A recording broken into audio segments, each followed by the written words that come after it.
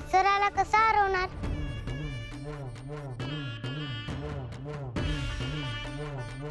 हे बघ, लवकरच सूर्योदय होणार आहे. हीच ती योग्य वेळ.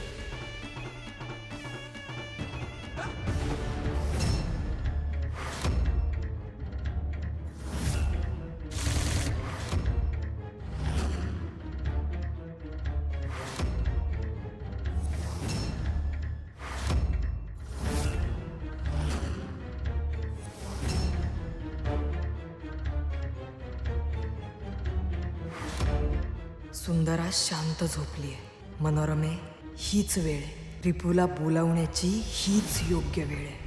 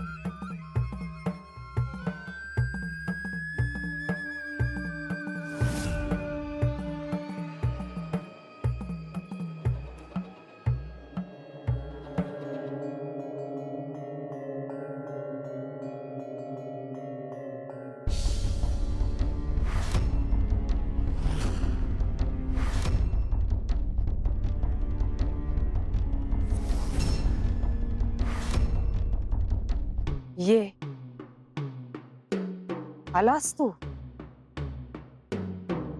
तुझीच वाट बघत होते.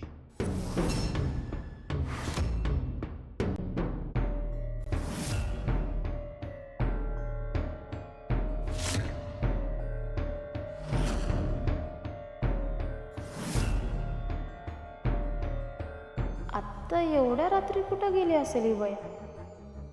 बघायला हवं.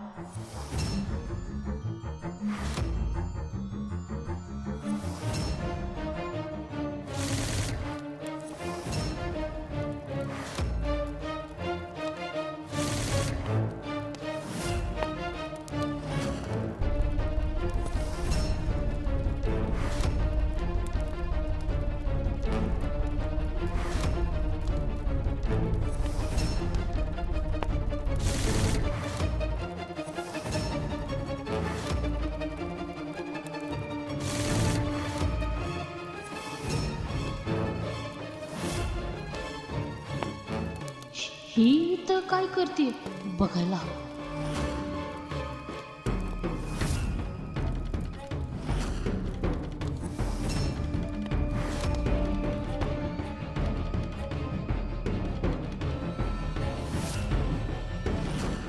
वहिनी, माझ्यावर पाळत ठेवतीस होय?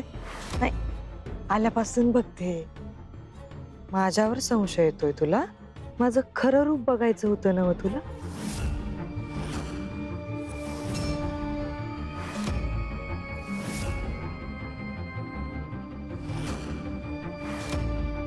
आता तुझी सुटका नाही. मी आधीच म्हटलं होतं, नको ते धाडस अंगाशी येईल. आता बघ.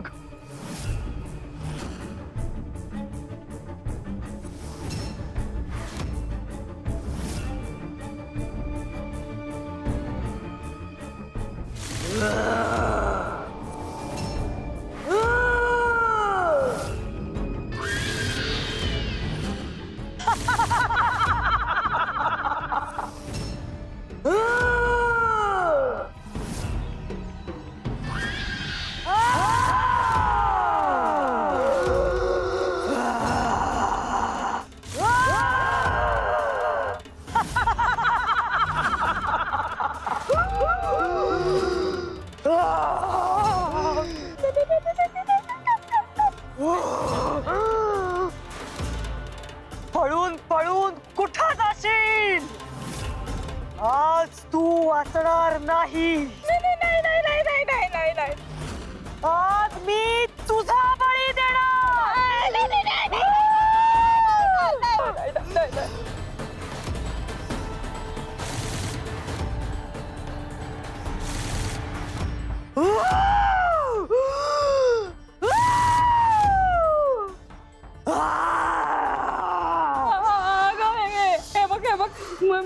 मी तुझ्या पाया पडते. मी तुझ्या मध्ये येतात ते मला सोड. अगं तू कुठे आणलास मला मी खरंच माझं चुकलं. मी नाही तुझ्या मध्ये येणार पण मला सोड. मला इथून जाऊ दे. मला इथून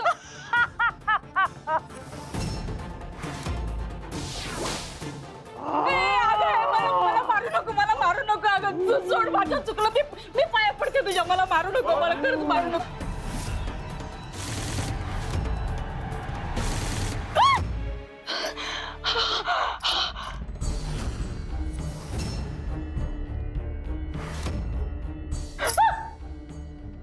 वहिनी, अगं काय झालं? काय झालं? तू तू बाहेर जा. तू बाहेर जा. वहिनी, आता हाय का? तू एवढी घाबरलेली वाटलीस म्हणून पाणी आणलं तुझ्यासाठी, तर तू मलाच बाहेर जायला सांगायला लागलीस वय? काय बाई.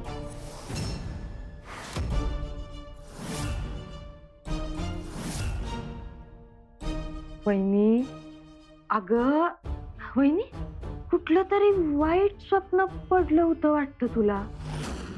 जाऊ दे सोड. लई विचार करू न ग. हा,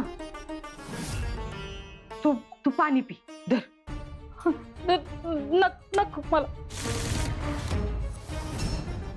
पी. धर पाणी पी. पी पाणी पी जरा.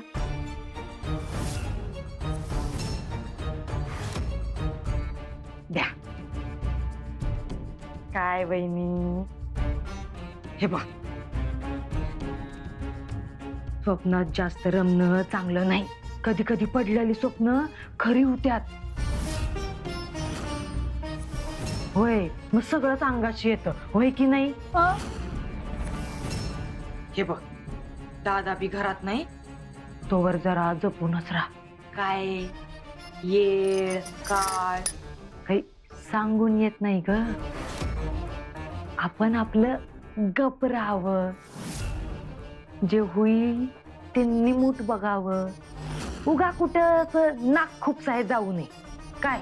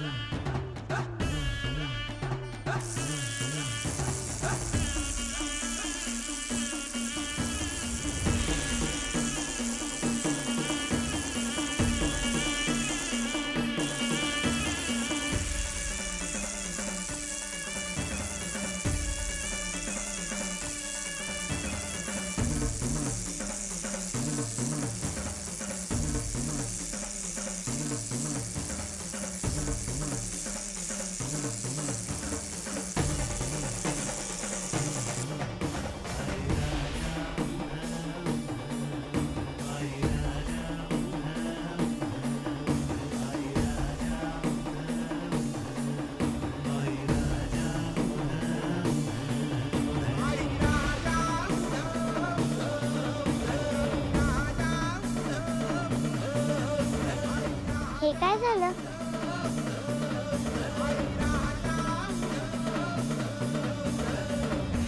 सूर्याच्या पवित्रतेचा अर्क ह्या पाण्यात उतरला. आता जो कोणी मत्सर असल्याचा संशय असेल त्याला हे पाणी पाजा. त्याचा दाह दाह होऊन त्याचं खरं रूप आपल्याला दिसेल.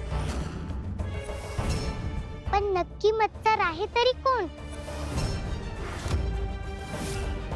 जगदंबा, हे तुलाच शोधावं लागणार.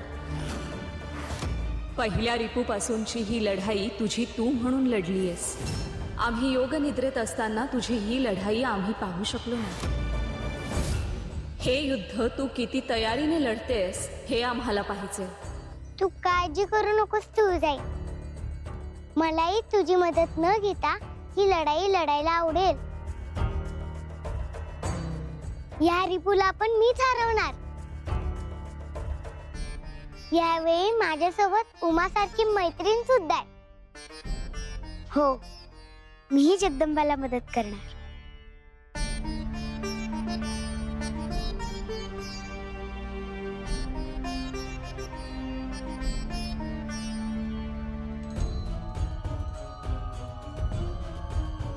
तुळजाईने हे पवित्र पाणी आपल्याला दिलंय, ते जपून वापरायला हवं. कारण हा रिपू जास्तच हुशार आहे. दरवेळी तो समोरून वार करतो, पण हा लपून वार करणार आहे. त्यामुळे त्याला ओळखणं कठीण आहे. हो ग, जास्तच काळजी घ्यायला हवी. पण तुला काय वाटतं, कोण असेल हा मत्सर? माझं तर दोघांवरच जास्त संशय. कोण दोघं? एक माझे सावजी काका आणि दुसरी अंजना काकू. ते गावात आल्यापासून बऱ्याच गोष्टी बदलल्यात. ते आल्यापासून घरात मत्सर आलाय. बघ ना, मी पण तुझा मत्सर करायला लागले. तुझ्यावर रागवले, भांडले. हे काका काकू आधीपासून येत होते का ग? नाही ग, कितीतरी वर्षांनी आलेत. आणि हे दोघे एकाच घरातून आलेत, पण वेगवेगळे. सावजी काका अचानक घरी आले आणि मग लगेच अंजना काकू आली. मी तर कधीच बघितलं नव्हतं त्यांना. ते आले ते पण अचानक. हो ना, सगळं विचित्रच आहे. आणि त्यांनी तर बाकींच्या रिपू सारखं मला इथून घेऊन जायचा खेळ चालवलाय. समजा हे मी सगळं घेतलं, पण माझ्याकडे जगदंबाच नसेल तर मला काय त्याचा फायदा? पण ते दोघेही मत्सर कसे असतील? दोघं नाहीत, दोघांपैकी कुणीतरी एक. मग ते सावजी काका असतील. त्यांनीच तुला त्या खेळामध्ये त्यांच्याकडे मागून घेतलंय ना. काही सांगता येत नाही. कदाचित अंजना काकू सुद्धा असू शकेल.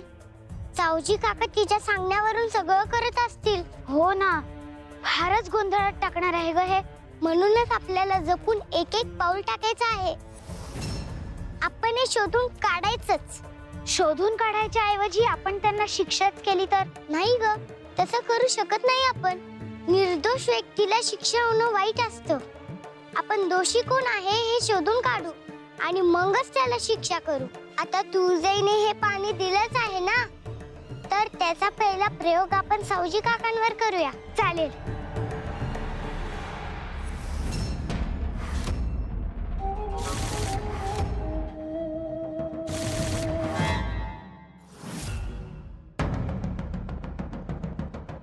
असुर नरेश, क्षमा करा, पण आपण असे कितीतरी काळ वाचन करत आहात. तहान भुकेचा जणू आपल्याला विसरच पडलाय. म्हणून आम्ही आपल्यासाठी भोजन घेऊन आलो आहोत. चला, आधी थोडंसं काहीतरी खाऊन घ्या.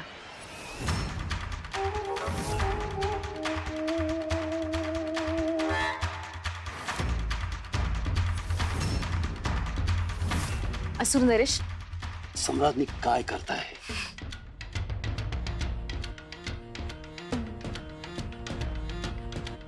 हे काय? असुर नरेश, आपण हे असे उपाशी असल्यावर आम्हाला अन्न गोड कसं लागेल? खा.